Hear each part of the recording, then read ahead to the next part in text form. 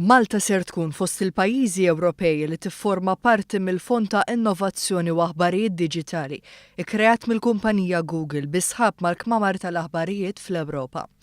Lan ta' din l-inizjattiva huwa li tkun ta' appoġġ lill-aħbarijiet kif ukoll il-ġurnaliżmu diġitali biex permezz tat-teknoloġija u l-innovazzjoni l-aħbar tasal għalant il-poplu bi kwalità għolja. Għal dan il-fond, il-kumpanija Google investit total ta' 150 miljun euro sabiex bekk il-kmamar tal-aħbarijiet minn madwar l-Ewropa jkunu f'qagħda li jippruvaw jesperimentaw kif ukoll ikunu innovattivi f'din l-era diġitali. Għal din it-tnedija, s-Segretarju Parlamentari Silvio Xkembri rrimarka dwar l-evoluzzjoni tal-aħbarijiet tul is-snin, fejn minn era fejn wieħed kien ikollu jsegwi l-bulettin tal-aħbarijiet, illum il-ġurnata wieħed jista' jaċċessa l-aħbar minn kull imkien. Preżenti kien hemm l-Ewroparlamentari għall Partit Laburista Marlin Mizzi, fejn spjegat li d-dinja diġitali bidlet għal kollox il-mod kif l-aħbarijiet qegħdin jiġu pubblikati.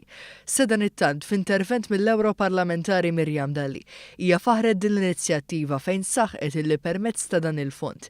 Il-kunċett ġurnalistiku hija dejjem ikun strutturat b'mod aħjar. Il-Fond ta' Innovazzjoni u Aħbarijiet Diġitali li kienet inizjattiva mill-Google ilu mwaqqaf mill-2015 fejn minn dak iż-żmien li hawn ġew allokati aktar minn 90 miljun euro illi gawdew minnhom total ta' 29 pajjiż għal aktar minn 460 proġett ambizzjuż illi kellu x'jaqsam mal-ġurnaliżmu diġitali.